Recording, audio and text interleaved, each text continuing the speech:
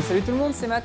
Avant d'attaquer ce deuxième épisode de mon émission Rassurez-vous, je voulais tout d'abord vous remercier pour tous les commentaires et les remarques que vous m'avez fait sur le premier épisode, puisque comme vous le savez, c'est une nouvelle série que je lance, dans un format un peu podcast vidéo, avec justement des professionnels qui ne sont pas des intervenants habitués à être forcément à l'écran. J'ai donc pris en compte pas mal de vos remarques, notamment sur la durée, donc vous allez voir c'est beaucoup plus court que le premier épisode, je me suis concentré sur des choses plus essentielles. Et pour répondre aux quelques questions de personnes justement qui s'interpellaient sur certains sujets, il faut savoir que toutes les questions que je pose en fait durant l'émission, je les fournis à l'avance aux intervenants pour qu'ils aient le temps de préparer les réponses, donc ce ne sont pas des réponses faites à l'arrache. En plus, il faut savoir que chacune des réponses qui sont apportées sont validées et vérifiées par le service juridique de la Mutuelle des motards, donc autant vous dire que c'est pas un truc marketing pour faire de la publicité, c'est vraiment un sujet pour apporter des réponses relatives et spécifiques à la Mutuelle des motards, et là en l'occurrence au groupe de dépanneurs IMA avec lequel ils travaillent. Donc je leur dis encore une fois, c'est pas des vidéos pour faire de la pub Mutuelle des motards, c'est parce que justement je suis content, j'ai réussi à trouver une assurance qui est OK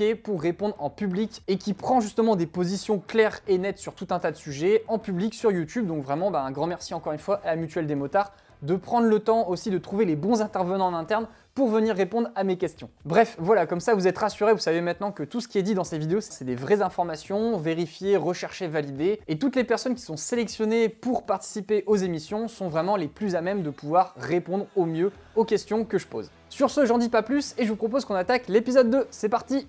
Bonjour à tous et bienvenue pour ce deuxième épisode de l'émission Rassurez-vous, donc l'émission que je tiens à consacrer à toutes les questions relatives aux assurances. Et pour ce deuxième épisode, je vous propose que l'on discute du dépannage, parce que vous le savez, ça nous est déjà peut-être tous arrivé une fois dans notre vie de motard ou d'automobiliste de tomber en panne. Donc souvent en voiture, on tombe en panne sur la route, mais en moto, notamment quand on fait du trail et du tout-terrain ou quand on fait de la piste sur circuit, ça arrive aussi de tomber en panne dans ce genre de situation, et donc j'ai voulu creuser le sujet pour voir si on pouvait aussi se faire dépanner dans ces situations un petit peu plus différentes de d'habitude. Et pour ça, j'ai deux personnes avec moi cette fois-ci, pas une seule, parce que le dépannage, c'est pas juste une question de travail de la Mutuelle des motards, ça se fait aussi avec un partenaire, et donc j'ai ce fameux partenaire de la Mutuelle des motards avec moi. J'ai donc Brice avec moi qui est de la Mutuelle des motards. Bonjour Brice. Bonjour. Et j'ai également Gaël, donc qui est du groupe IMA, qui est le groupe en fait qui s'occupe de travailler toute la partie dépannage. Bonjour Gaël. Bonjour Matt. Est-ce que vous pouvez en 30 secondes chacun, et oui parce qu'on va essayer de jouer un petit peu les chronomètres pour pas trop s'étaler, vous présenter respectivement. Brice, tu peux peut-être te présenter en 30 secondes? Oui, bien sûr. Alors du coup, moi c'est Brice, je suis gestionnaire de sinistres matériels à la Mutuelle des motards. Donc mon travail consiste à l'accompagnement des sociétaires suite à différents sinistres et ensuite de pouvoir leur apporter des solutions pour réparer les différents préjudices qui ont été subis. D'accord, donc toi tu viens sur la partie après le dépannage, si par exemple il y a eu des accidents, ce genre de choses. C'est ça, pour l'ouverture du dossier et la gestion de celle-ci. D'accord, ça marche. Pardon. Pas de souci. Et toi Gaël, tu fais quoi? Alors moi je suis ici chargé d'assistance pour le groupe IMA. Tout ce qui va être prise en compte des appels de nos assurés sociétaires pour les pannes, les accidents. Donc gestion de l'envoi des remorqueurs, taxis, dépanneurs, dans certains cas. Donc c'est toi qu'on a au téléphone en fait quand on a une panne directement. C'est moi que vous avez au téléphone, c'est exactement. Ça. Ok. Ouais, très bien. Donc vous voyez, encore une fois, comme pour l'émission précédente, ce sont donc des personnes qui vraiment travaillent sur le terrain, qui sont en contact avec les gens à chaque fois sur les problèmes.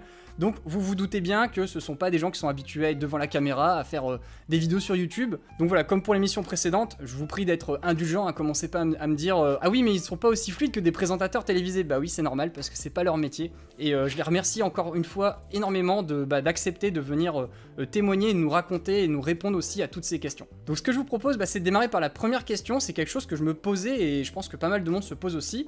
Est-ce que chaque assureur a ses propres dépanneurs ou est-ce que c'est des systèmes un petit peu communs à plusieurs entreprises? En fait, chaque assureur travaille avec un assisteur et c'est cet assisteur en question qui travaille avec différents dépanneurs en fait. D'accord, ok.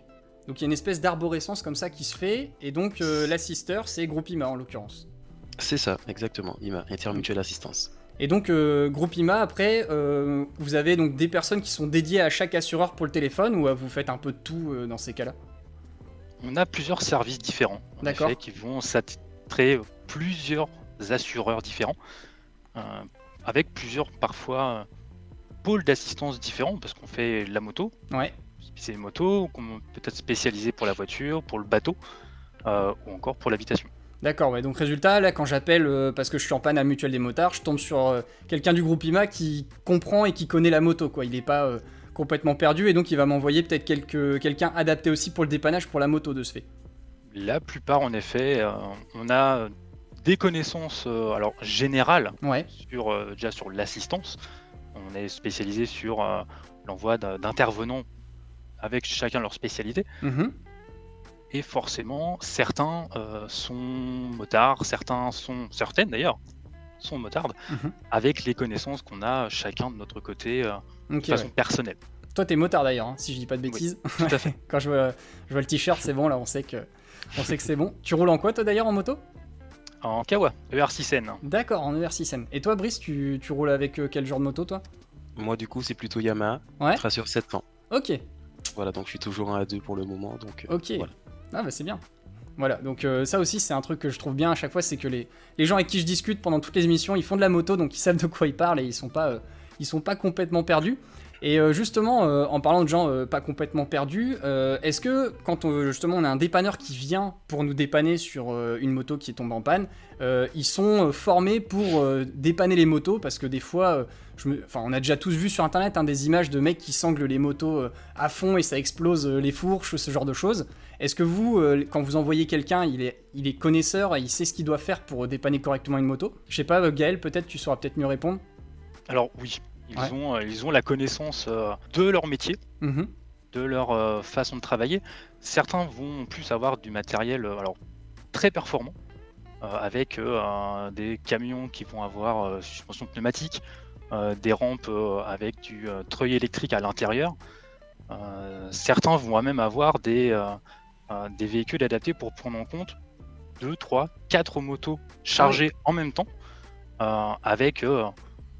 chacune leur emplacement, le sabot pour la roue, les sangles qui vont bien là où il faut. Tous les remorqueurs ne peuvent pas avoir ce type de matériel, clairement. Certaines zones sont très peu pourvues de motos. Donc forcément, là, on va faire appel à des remorqueurs traditionnels avec un plateau. Eux vont avoir vraiment à charge de faire monter la moto, de la sangler correctement, ils savent s'y prendre, avec des sangles adapté, on n'y va pas avec la grosse sangle chaîne, métal. Non, là ils ont les sangles tissu, ils ont les sangles manchonnées. Ok. Donc métal manchonné pour faire un maximum de une prise en charge correcte de la moto ou du deux roues, sans tout exploser. Sans tout exploser. Voilà. Ok. Et donc on va dire ces dépanneurs super spécialisés, on les trouve plutôt dans les grosses villes, et les dépanneurs classiques un peu en milieu campagne. Au milieu de rien, quoi. Là-dessus, il n'y a pas de règle en fait. Il n'y a pas de règle, d'accord. On s'est aperçu que sur Paris, oui, on a des spécialistes moto qui peuvent même prendre des motos en sous-sol avec des véhicules bas adaptés. On a vu les photos, le matériel est très performant, mais on en a aussi en Bretagne. D'accord. Dans des coins assez reculés qui ont du matériel qu'ils sont fait faire eux-mêmes. Ils ont pensé les plans, ils ont pensé le véhicule, et c'est un matériel très joli. D'accord, ça dépend un peu le niveau de passionné du dépanneur, quoi. Ça peut être en effet, et souvent c'est des motards. Ouais, ok, d'accord. Ou un matériel adapté. Ok, ça marche. Effectivement, à notre niveau, on avait demandé à Intermutuelle Assistance à ce que les dépanneurs qui soient missionnés lors des différents dépannages aient le matériel adapté. Et jusqu'à maintenant, on n'a pas eu de soucis particuliers à ce niveau-là. Donc voilà. Ok, donc quand on appelle parce qu'on est en panne à la mutuelle des motards, on n'a pas besoin de demander explicitement d'envoyer quelqu'un spécialiste sur la moto. Vous faites gaffe de tout de suite envoyer quelqu'un qui a l'habitude. Ils sont habitués. Ça marche. Bon bah ça c'est toujours un point intéressant. Après justement là, si on commence à rentrer un peu plus dans des questions plus spécifiques, là c'est quelque chose que je me demandais, si par exemple je commence à partir un petit peu en voyage, en gros road trip jusqu'au Norden Cap, en Norvège par exemple, est-ce que je peux être dépanné dans n'importe quel pays d'Europe, ou est-ce qu'il y a des pays en Europe ou dans le monde, même si par exemple je me retrouve à voyager, que je prends le ferry et le bateau et que je vais voyager ma moto en Amérique latine, est-ce qu'il y a des pays dans lesquels mon assurance de base ne couvre pas et je dois prendre des options, ou alors est-ce que l'assurance de base quand je la prends elle est un peu mondiale ou européenne ? Je sais pas, Brice, par exemple là-dessus tu saurais dire ? Alors nous, à notre niveau, effectivement, lorsqu'on souscrit à l'assurance, enfin un contrat chez nous, Mhm. on a la possibilité d'avoir la garantie de l'assistance dans tous les pays d'Europe, sauf D'accord. certaines exceptions. Donc on retrouve la Russie par Ouais. rapport aux récents événements Mhm. et à certains pays tels que le Maroc, la Tunisie, l'Algérie. Peut-être que Gaël pourra mieux préciser, mais voilà, on a certaines exceptions à ce niveau-là. Ok, d'accord. Tout à fait. Pour être assez rapide, euh, la carte verte, la liste des pays se trouve dessus. D'accord. Grossièrement, les termes qu'on utilise généralement, c'est l'Europe jusqu'à l'Oural et tout le bassin méditerranéen. D'accord. On va intervenir sur tout ce bassin-là. La liste des pays précis se trouve sur la carte verte. Ok. Ça va être pour tout ce qui est dépannage remorquage de la moto. Dès lors que vous avez un souci médical ou autre, on va intervenir dans le monde entier. Là, il n'y D'accord, a ok. pas de limite. Et donc justement, si on dépasse l'Oural ou le bassin méditerranéen, est-ce que dans ce cas-là, il faut prendre une assurance dans ces zones-là, ou est-ce que à la Mutuelle des motards, on peut prendre une option pour couvrir ce pays-là? Alors effectivement, nous on travaille uniquement avec IMA, donc ça s'arrête effectivement à l'Europe et dans le bassin méditerranéen. Donc au-delà de ce périmètre, pardon, il faudra faire appel à un dépanneur dans la zone concernée. Ok. Bon, ça va, ça fait déjà une belle zone d'action, hein. Normalement, on a Oui. déjà de quoi pas mal voyager. Bon, moi, personnellement, si déjà j'arrive à aller faire toute l'Europe, je serais déjà content. Ça sera cool. Et justement, après, parce que bon, l'Europe, c'est vaste, hein, on le sait, il y a des endroits plus ou moins goudronnés, des routes plus ou moins propres, et même en France, hein, et ça arrive souvent que des fois, bah, on pète un radiateur ou qu'on casse quelque chose en chemin, par exemple. Comment ça se passe dans ce cas-là, si je tombe en panne dans un chemin? Est-ce que le dépanneur peut venir jusqu'à moi, ou est-ce que je dois sortir la moto du chemin? Pareil, est-ce que ça change aussi si par exemple je vous dis que je suis dans une côte comme ça avec de la caillasse partout ou dans un chemin tout plat qui est accessible en voiture? Comment ça se passe dans ces moments-là, le dépannage? On va faire vraiment au mieux. On fait en sorte de venir jusqu'à vous, Mhm. jusqu'à la moto. Déjà, c'est pas un moment très sympa à vivre. Donc, si en plus on vous demande de marcher pendant 500 mètres, 1 kilomètre à pousser une moto accidentée, non, on évite ce type de situation. On vient là où se trouve la moto, euh, avec du matériel adapté. Donc, c'est pas forcément le petit camion de remorquage qui va venir jusque-là. Ce sera peut-être carrément un engin de chantier, un tracteur, D'accord, qui ouais. sera sollicité pour au moins prendre en compte la moto jusqu'à la sortie. Et après, on reprend avec du matériel standard. D'accord, ouais. Et donc, Brice, de ce fait, tu confirmes que dans les contrats mutuels des motards, si je tombe en panne dans un chemin, c'est écrit explicitement que bah, vous pouvez venir me dépanner dans le chemin. Je me retrouve pas à avoir une petite ligne qui dit pousser la moto jusqu'à une route bitumée parce que on fait venir que des beaux camions. Non, non, voilà, comme l'a Ok. très bien expliqué Gaël, dès que le chemin il est praticable, en tout cas tout est mis en œuvre afin que le sociétaire soit D'accord. pris en charge de façon assez complète. Ok, non mais ça c'est bon à savoir parce que personnellement j'étais persuadé que si je tombais en panne dans un chemin, bah, j'étais pas dans une vraie route et que donc c'était mon boulot de sortir la moto jusqu'au bout pour le faire et qu'entre guillemets il y avait que les pompiers qui osaient à la rigueur avancer dans le chemin si vraiment je m'étais éclaté quelque chose et que je pouvais plus bouger. Et donc pareil si par exemple, bon j'espère que ça n'arrivera à personne mais je fais glisser, je glisse, moi je m'en sors indemne, mais la moto elle tombe dans le contrebas d'une grande pente parce que j'étais un peu en montagne, vous arrivez à faire venir dans ce cas-là un outil adapté si je vous explique au téléphone que la moto est en bas, à 200 mètres plus bas, avec un treuil ou un truc comme ça. Tout à fait. Ok. Là, on va faire appel à ce qu'il faut. On l'a vu, alors ça reste rare et heureusement, Ouais. on voyait des hélicos. Ah oui, carrément. Ah ouais. On peut hélitreuiller un véhicule, une moto, parce que c'est inaccessible là où c'est. Oui, ça c'est vu. D'accord. Ah, ça déjà arrivé. Ça, c'est des bonnes anecdotes quand même. Heureusement que ça arrive pas super souvent. Non, mais, heureusement. Puis il faut les trouver en plus. Donc, non. Ah ouais. Non. Ouais, parce qu'en plus, après, c'est à vous en fait de chercher le bon interlocuteur dans la zone qui pourrait vous sauver la mise pour gérer le dépannage en fait, dans ces cas-là. C'est ça. Ça, Punaise. on a fort heureusement un réseau qui est très étoffé partout en Europe Mhm. et des contacts qu'on peut solliciter, voire des contacts qui nous permettent d'avoir D'accord. Ouais. l'intervenant qu'il faut. Ok. Ah, intéressant. Et donc ça, ouais, c'est super bon à savoir qu'on peut être dépanné dans un chemin et que c'est pas un cas de refus. Et à l'autre extrémité, justement, si on fait de la piste, par exemple, et qu'on tombe en panne sur le circuit, là, dans ces cas-là, comment ça marche? Parce que moi, j'avoue que je suis nul, hein, j'y connais rien sur le circuit, mais c'est peut-être le dépanneur du circuit qui vous sort de la piste, et ensuite c'est vous qui venez chercher la moto pour la réparer dans ces cas-là? Alors techniquement, on peut intervenir sur un circuit. Ah ouais, ok. Après, du moment que le gestionnaire du circuit nous laisse entrer, Ok. pas de problème. Ouais. Comme il peut y avoir une intervention par le gestionnaire et nous on intervient après. Ok. Voilà, Les deux sont possibles. De Ouais. notre côté, en tout cas, dès lors que le contrat permet l'utilisation du véhicule sur piste, il n'y a aucun souci à ce niveau-là. Ok. Ouais, voilà, donc faut juste prendre le contrat. Et par contre, l'usage tout-terrain, c'est pas une option spéciale dans les contrats mutuels des motards. Ça, c'est un chemin, c'est comme une route en fait pour vous. Oui, voilà, tout à Ok. fait. C'est vraiment la piste en fait qui constitue un contrat différent. Ok, Enfin, une option différente en tout cas. d'accord. Ah, ça Sachant marche. que, alors, je dirais exception Oui, pour la prise en compte de ce type d'événement, c'est la compétition. d'accord. On va pouvoir intervenir sur un circuit sans problème, Mhm. dès lors que c'est pas une compétition. C'est ça. D'accord. Donc tout ce qui est bol d'or TT, on va pas y aller. Ok. Oui. Tout Là, ce qui est on journée de laisse roulage, les par contre, ça va. organisateurs. Voilà. Tout à fait. Ce n'est pas Mhm. une compétition, ça reste une journée organisée. Alors ça peut être organisé par une association, hein. Donc, rien de professionnel. Mhm. On peut intervenir dessus. D'accord. Et de la même manière, côté tout-terrain, si par exemple on participe à un événement, je sais pas, par exemple la Vercingétorix de Cocorico Rondo, enfin des événements organisés par des organisateurs, ça aussi, c'est pas considéré comme une compétition ou un truc, vous pouvez intervenir sans problème, puisque c'est sur des routes, elles sont pas fermées à la circulation.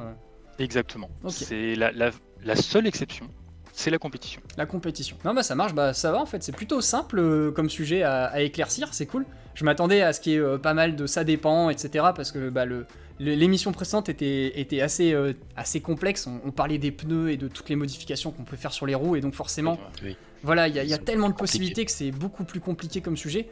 Là pour le coup, bah, justement c'est bien, parce que c'était un des points remontés par les gens qui avaient regardé l'émission numéro 1, ils disaient qu'il y avait beaucoup de ça dépend, que c'était pas... assez clair. Là, pour le coup, on a eu des réponses vraiment super claires sur tous les sujets. Et justement, avant de conclure cette émission, est-ce que vous auriez, parce que vous êtes au contact des gens tous les jours, est-ce que vous auriez, de par votre expérience professionnelle, eu des anecdotes de dépannage un peu insolites, tous les deux, sans forcément donner des noms et tout ça, mais juste des situations qui vous ont marqué et que vous avez trouvé assez originales? Il y en a une qui m'avait marqué, alors une collègue avait vécu un sociétaire avec une Ducati, Ouais. alors ça remonte il y a quelques années, qui, panne en soirée, remorquage jusqu'au dépôt de notre intervenant, voulait attendre le lendemain l'ouverture de la concession, ce qu'on entend. Il voulait bien rester à l'hôtel, par contre il fallait que l'hôtel soit à côté du garage, avec un visu sur la cour, pour pouvoir surveiller la moto. Ah oui, d'accord. Wow. Il était même prêt à dormir dans le garage pour être à côté de la moto. Donc là, on a vraiment vu tout l'amour qu'il pouvait À la porter totale. à sa moto. Il voulait vraiment être avec elle jusqu'au bout. Ah Et ouais. surtout pas la lâcher. Vraiment, quand on voit ça, on avait nous, mais que envie de l'aider. C'est vraiment une situation. Nous, ça nous montre à quel point les gens ils aiment leur moto. Hmm. Ils aiment faire de la moto, mais ils aiment leur moto encore plus. Donc il faut vraiment qu'on soit bienveillant derrière pour lui expliquer que ce n'est pas toujours possible, tout n'est pas possible, mais qu'on fait le maximum pour répondre à sa demande. Ouais, lui, c'était un membre de sa famille en fait, pratiquement, hein, au final. La moto. Je pense même plus. C'est comme s'il attendait, il attendait quelqu'un qui était à l'hôpital et qu'il fallait espérer qu'il y ait le traitement du médecin qui dise c'est bon, il va s'en sortir. Il y en a Ouais. beaucoup qui sont comme ça. D'accord. Ouais. Moi, j'avoue que vu ce que je suis en train de faire vivre à la mienne, vu le temps que j'aurais passé, les 1000 heures dessus, je serais un peu Ouais. pareil. Je pense que la Valkyrie va être plus qu'un membre de la famille. Là. Ouais, voilà, C'est- je pense que je vais y tenir aussi beaucoup. mais oui, je comprends la situation du gars en Ducati. Ouais. Surtout Ah ouais, Ducati. c'est cool. Ouais, c'est clair, surtout quand on y a mis pas mal d'argent, de temps, C'est ça. pour le peu qu'il avait fait une prépa de dingue dessus, Ouais. je comprends. Il voulait pas. Bon bah c'est trop cool. Bah écoutez, merci beaucoup Brice et Gaël pour le temps que vous avez passé avec moi sur cette émission pour nous expliquer un petit peu les notions sur le dépannage. On en sort des conclusions hyper intéressantes, hein, voilà, comme vous l'avez dit, on peut être dépanné partout en Europe sans aucun problème, dans n'importe quel chemin, il n'y a pas de souci non plus, vous faites venir en fait le type d'assistance adapté. Et puis même sur circuit au final, comme quoi hein, le dépannage c'est pas limité qu'aux petites routes sur le bitume toutes propres, toutes belles. C'est ça, tout à Voilà. On peut se salir. Bah écoutez, merci beaucoup à tous les deux. J'espère que plaisir. vous aurez peut-être l'occasion de revenir pour d'autres sujets, hein, ça peut toujours être sympa. Tu proposes, on dispose. Ça C'est ça. marche. Et puis bah je vous dis à la prochaine. Au revoir. À la prochaine. Voilà, c'est tout pour ce deuxième épisode consacré au dépannage. J'espère que la vidéo vous a plu, que les améliorations que j'ai pu apporter à ce deuxième épisode aussi, vous avez trouvé ça intéressant. Comme d'habitude, je suis super preneur de vos retours, de vos avis. pour justement faire améliorer les prochains épisodes. Moi bien entendu, j'ai encore plein d'autres idées d'épisodes pour les prochaines fois, mais si vous avez vous des sujets sur lesquels vous souhaiteriez que l'on en parle et qui soient traités dans un épisode dédié, n'hésitez pas aussi à me les mettre en commentaire afin que je puisse peut-être articuler un épisode complet dédié aux problèmes que vous m'aurez posés en question. Merci à tous d'avoir regardé et puis je vous dis à la prochaine pour une nouvelle vidéo. Salut!